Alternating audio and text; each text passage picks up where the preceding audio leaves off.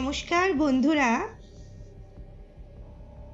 ২৯তম গন্ধর্ব কন্যা আজকে রাজা ভোজকে যে গল্পটি শোনাবে সেই গল্পটা আমিও তোমাদের শোনাচ্ছি।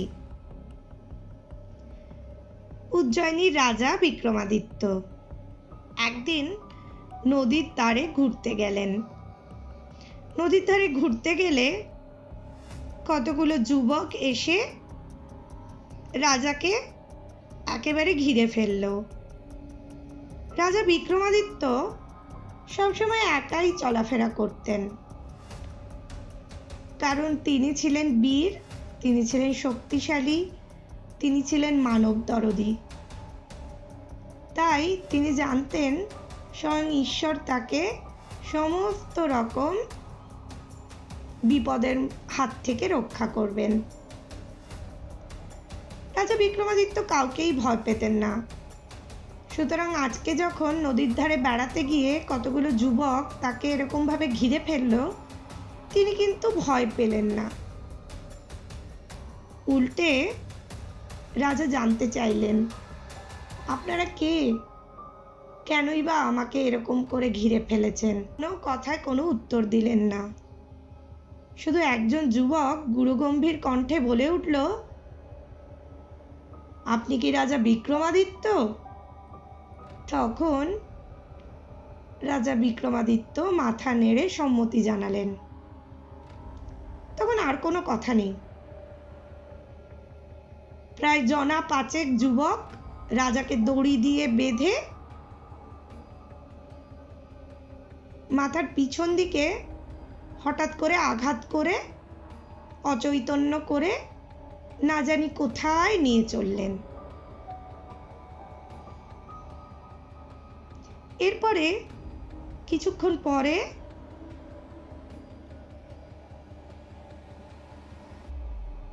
রাজার জ্ঞান ফিরল। জ্ঞান ফিরলে রাজার চৈতন্য হলো। পূর্ববর্তী যা কিছু ঘটনা ঘটেছিল সেগুলো রাজার মনে পড়ে গেল। রাজার চারিপাশে কাউকে দেখতে পেলেন না, কিন্তু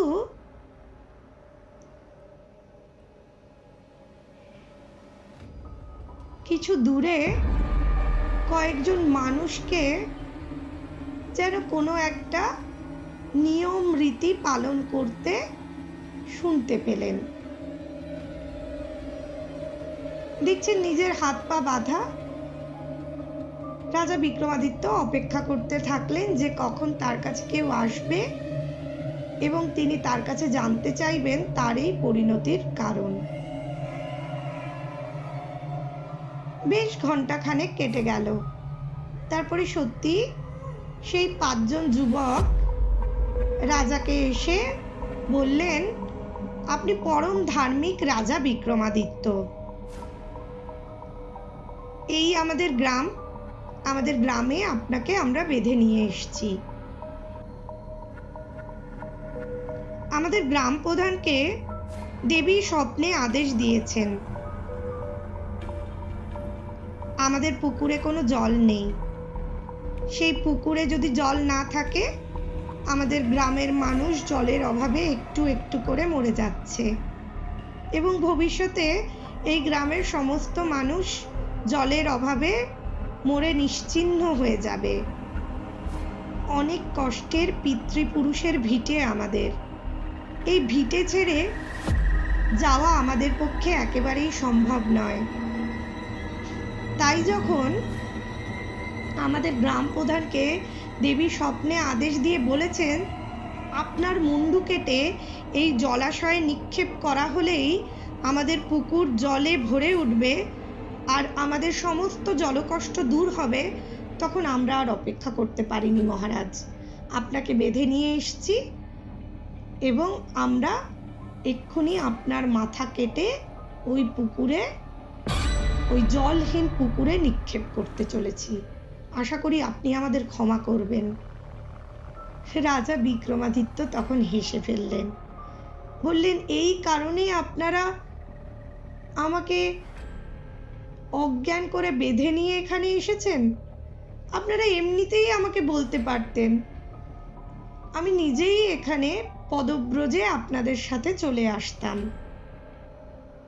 সজ্ঞানে আপনাদের ওই জলাশয়ে নিজের মুন্ডুটি নিক্ষেপ করতাম।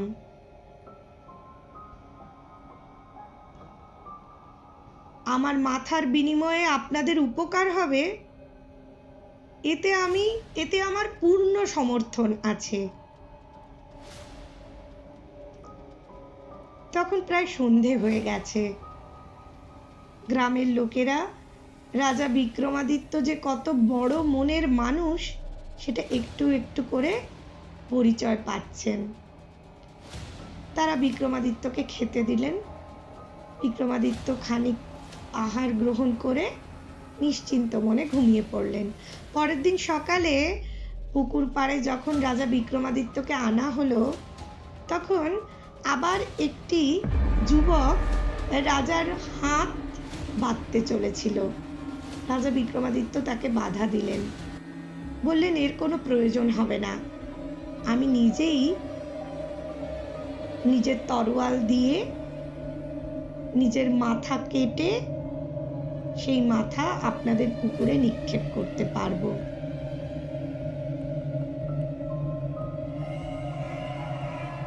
এবং সত্যি সত্যি রাজা বিক্রমাদিত্য তাই করলেন।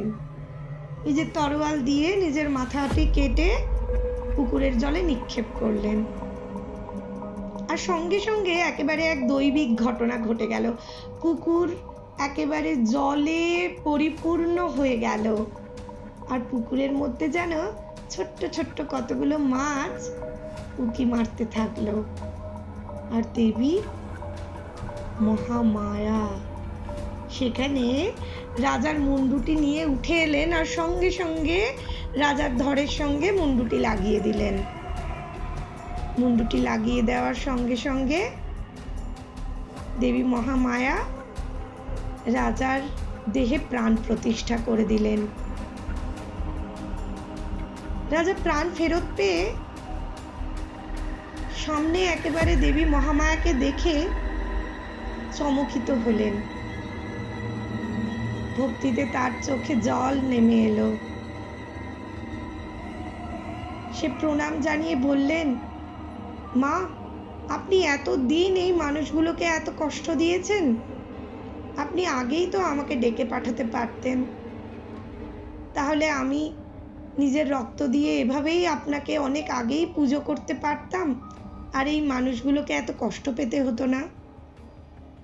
দেবী মহামায়া বললেন, সত্যিই তুমি মহৎ, তুমি সব দেবতার সব পরীক্ষায় উত্তীর্ণ হয়েছ, আজ আমার পরীক্ষায় তুমি জয়ী হয়েছ রাজা, দেশে ফিরে যাও। বলে দেবী অদৃশ্য হলেন। আর রাজা বিক্রমাদিত্য তাকে গ্রামের লোকেরা একেবারে চোখের জলে বিদায় জানালেন। কিন্তু রাজা তাদেরকে জানালেন, কোনোদিন কোনো রকম সাহায্যের প্রয়োজন হলে তারা যেন উজ্জয়িনীর রাজসভায় এসে হাজির হয়। জোর করে তাকে বেঁধে আনবার কোনো প্রয়োজন নেই। আর সঙ্গে সঙ্গে রাজার জয়ধ্বনিতে সমস্ত বিশ্ব চরাচর একেবারে ধ্বনিত হতে থাকলো। বন্ধুরা, তোমরা ছোট্ট ছোট্ট মানুষগুলোর চুল এবং ত্বকের যত্ন নিচ্ছ তো? জানো তো, এই ছোট্ট মানুষগুলোর জন্য কোনো কসমেটিক্স প্রোডাক্ট ইউজ না করে যদি পারো মেডিকেটেড প্রোডাক্ট ইউজ করো। মানে আমি বলতে চাইছি, আমরা নিশ্চয়ই বাড়ির ছোট্ট মানুষগুলোর জন্য একটা সানস্ক্রিন, একটা লোশন আর একটা বডি ওয়াশ কাম শ্যাম্পু ইউজ করে থাকি। এই তিনটে প্রসাধনের জিনিস আমার মনে হয় সব মায়েরাই ব্যবহার করেন, এবং আমাদের যিনি পেডিট্রিশিয়ান থাকেন তিনিও এগুলো ব্যবহার করার জন্য আমাদেরকে উপদেশ দিয়ে থাকেন। আপনারা তো সবাই বাচ্চাদেরকে ভ্যাকসিন দিতে নিয়ে যান, তখন ডাক্তারবাবুকে একবার জিজ্ঞাসা করে নিন না, ডাক্তারবাবু আমার বাচ্চার জন্য একটা সানস্ক্রিন, একটা বডি ওয়াশ কাম শ্যাম্পু আর একটা লোশন অবশ্যই প্রেসক্রাইব করে দিন। অনেকের মনে হতে পারে যে এই সমস্ত মেডিকেটেড জিনিস অনেক দামের হতে হবে, কিন্তু আপনি আপনার সাধ্যের কথা ডাক্তারবাবুকে বললেই ডাক্তারবাবু কিন্তু সেই মতোই আপনাকে জিনিস প্রেসক্রাইব করে দেবেন। আর দেখুন, ওরা যে স্কুলে যাচ্ছে, স্কুলে অবশ্যই সানস্ক্রিন মাখিয়ে পাঠান, তাহলে ছোট্ট মানুষগুলো অনেক বেশি যত্নে থাকবে। আশিরচা, এই গল্পটা তোমার কেমন লেগেছে? খুব ভালো লেগেছে। বন্ধুরা, যদি তোমাদেরও এই গল্পগুলো ভালো লাগে তাহলে লাইক, সাবস্ক্রাইব আর শেয়ার করে কমেন্টে জানাও কি কি নতুন গল্প শুনবে। ঠিক, তাড়াতাড়ি জানাও আমাদের কি কি নতুন গল্প শুনবে।